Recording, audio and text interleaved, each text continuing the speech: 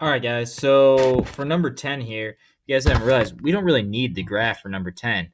So for number 10, to make things pretty simple, is it's asking for the coordinates over here. All right. So all we have to do is just swap the values. So instead of 2, -1 here for G, that's just going to become -1, 2.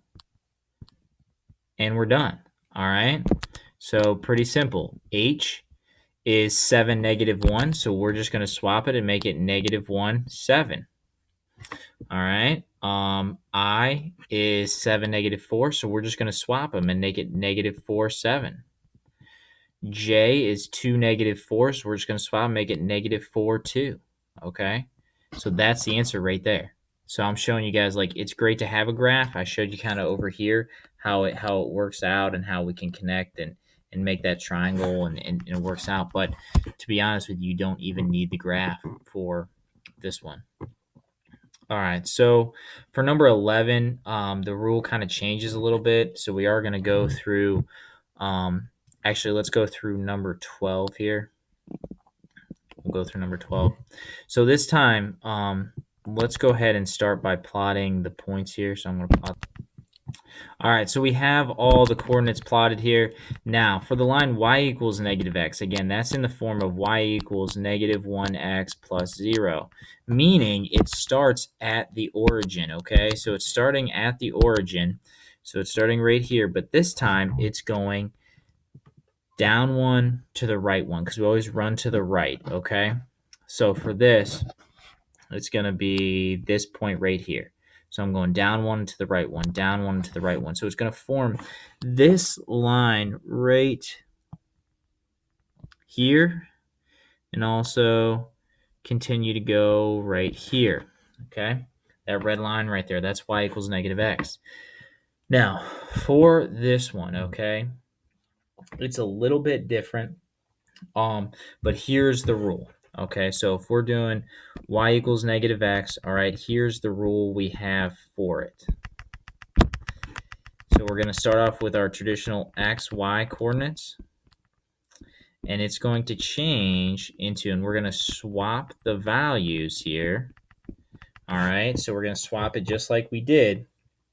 But what we're going to do is we're going to make those values negative. Okay, we're going to make those values negative. So and the only instance you'll see is going to be with point T where it's 0, because technically 0 is not positive or negative. So that's the only time it really, I don't know, it doesn't really apply, I guess. So for this one, if we're looking at S, okay, so point S is at -1, -6. So what we're going to basically do is we're going to change the signs and swap the values. So this -6, it's going in the first spot there, but we're going to change the sign to 6. This one's going in the second spot, but we're going to change the value to 1. So the coordinate for S is 6, 1. So if we look and go 1, 2, 3, 4, 5, 6 up 1, that's going to be the coordinate for S prime. All right, now I'm going to do the same thing for T, okay? So for T, we have 0, -3. All right, so when we reflect it, the 3 goes in the first spot, and it becomes a +3 because we changed the sign.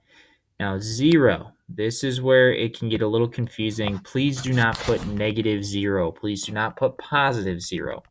0 is neither positive or negative, okay?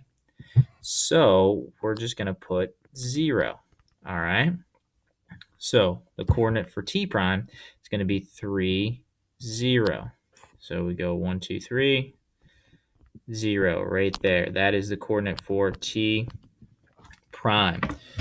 All right, so the last one is going to be U, and we will finish U up on the next video.